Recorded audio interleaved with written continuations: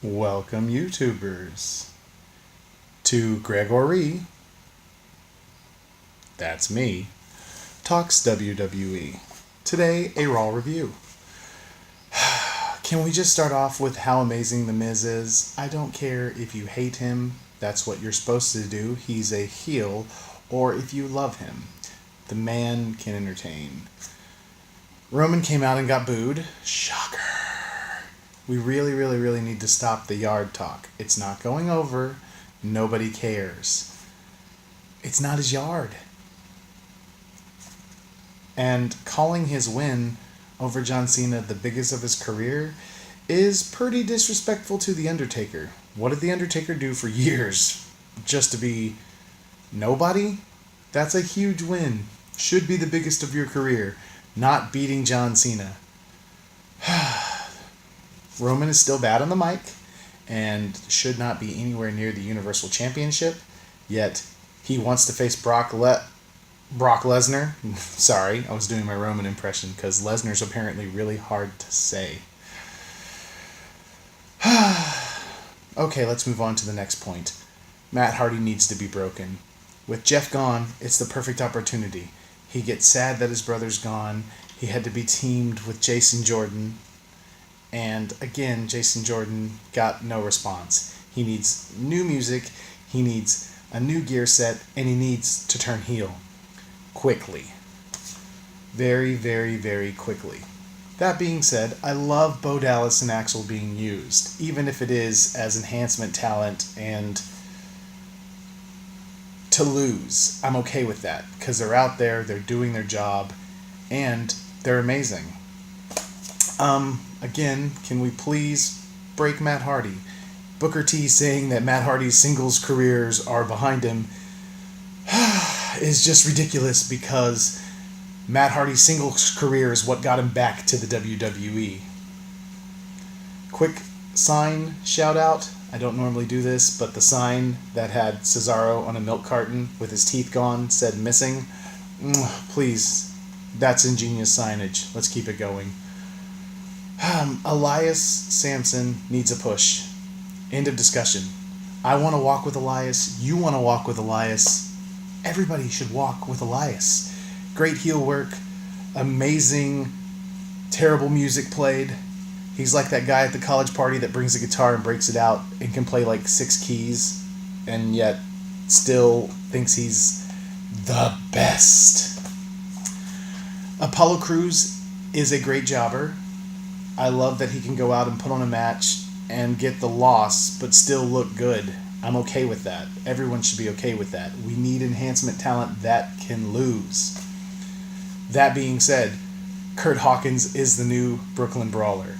Comes out, loses, and you know what's great about Kurt Hawkins? He doesn't mind losing. He's okay with losing. Do you know why he's okay with losing? Because he would rather go on television and lose than not be on TV.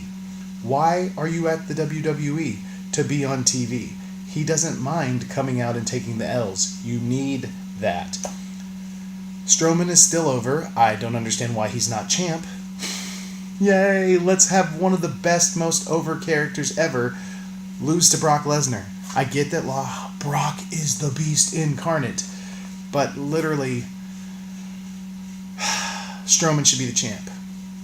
Ambrose is crazy. Who slaps Braun Strowman? I get that having him come out and face Braun because he's a lunatic is amazing, but slapping Braun in the middle of a match, that just proves he's crazy. I absolutely love Enzo Amore. He's over as a heel. He deserves to be a heel. It's great. I also really wanted to point on the backstage segment between Ambrose and Rollins. I really love the sibling rivalry. This is smart. We should continue to do this. This is one of those things where it makes sense that they're rivals even though they're a tag team because they still kind of have anger issues with each other. And we need that out there. Moving on to my next point, Alexa Bliss is a goddess. We need her in the WWE. She's good. She listens to the what chants and says, I'm getting there. She literally is a smart heel.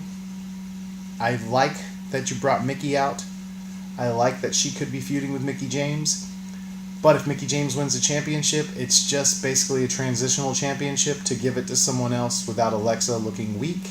And I don't believe that Mickie James should have that role. If you want her to be a transitional champ, that's cool, but she's better than that, and that's kind of a slap to her face. Seth versus Sheamus, it's nice. I didn't hate it. I like that Cesaro came out, even though he's really clearly still injured. I like that Seth's finisher now has a name, King's Landing, apparently Game of Thrones reference, no clue, never seen it, but King's Landing is a pretty cool name. I wish if he was going to have a finisher that isn't quite a finisher, it was a little more dramatic when he used it. I just don't like that his finisher seems just like it's a knee. I mean, unless he breaks your nose and your name is John Cena, it's not that devastating of a move. Goldust is still great.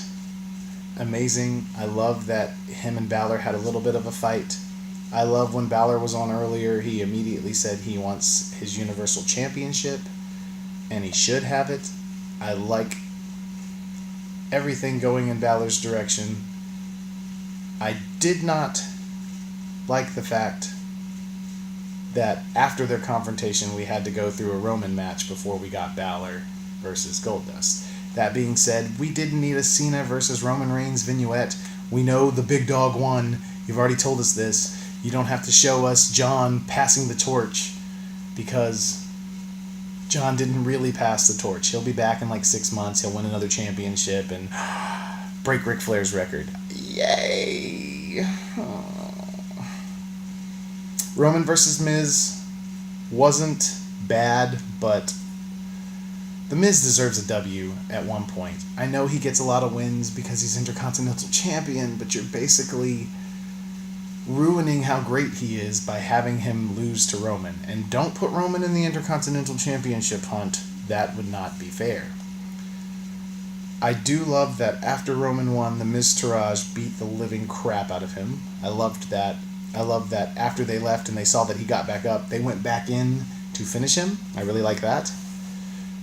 Moving on to the next point, Goldust finally gets to take on Balor. And yeah, it was a good match. It was a quick match, which you knew was going to happen.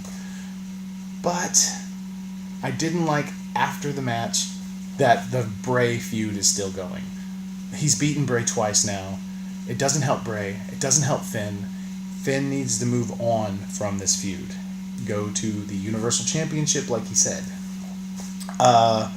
I'm not going to talk about the women's match until you respect the women. Putting 4 superstars, and I use the term loosely with Nia Jax because she's still very green, putting 3.5 superstars in a ring against each other when you could have singles matches, when you have that much time with Raw, is a slap to the women's division. Right to the face. Take that, women's division. And I feel like you don't really care about them. And it's not fair to them. Because Sasha's good, Bayley's good, Emma's good, and Nia's getting good. Don't get me wrong. I get you're pushing her because she's big, but she's not bad. But it's just more clue that you have no clue what to do with the women. Okay. Enzo Amore is great. This was a smart move, having Enzo in the show, having him come out and basically be heel, having him tell the rest of the cruiserweights that all of their merchandise sales combined couldn't touch his merch checks. And he's right. Literally, I've already bought the new Muscles Marinara shirt that comes in the can because that shirt is hilarious. And the man knows merchandise. I know maybe he doesn't have all the ideas for his own merchandise, but everything he has worn since his career has been golden and sells. How many Certified G shirts did you see? How many You Can't Teach That shirts did you see? How many soft shirts did you see over the years? You've seen them, lots. And now this Muscles Marinara, I got the soft shirt, is great. I love that he came out and talked about how Cass held him down. I would love for when Cass comes back for Cass to get a few homies and invade 205 Live to try to get revenge on Enzo, and someone on 205 Live to get on Enzo's side and help him have a little cross story invading Raw and taking out Big Cass. That keeps 205 relevant, that keeps Raw relevant, and you can put the cruiserweights on the show occasionally and actually have them wrestle, which would be nice. I love the Neville throwing away his chance at a championship by beating the crap out of Enzo. That needed to be done. And everyone else in the division still needs a shot with the title, and Neville's had it enough. He can move on, go to SmackDown, go to Raw, be done with the Cruiserweight division because he's a good wrestler. It was a great double turn. You keep Enzo as a heel. You make beautiful, beautiful Neville's beatdown of him a face turn. It's a great switch. And that was Raw. I would give the show 6 out of 10. Not a bad show at all. Thank you again, subscribers. I've been the wonderful Greg Ori. Please like and subscribe. If not, I don't care. I'm just doing this for fun. Thank you.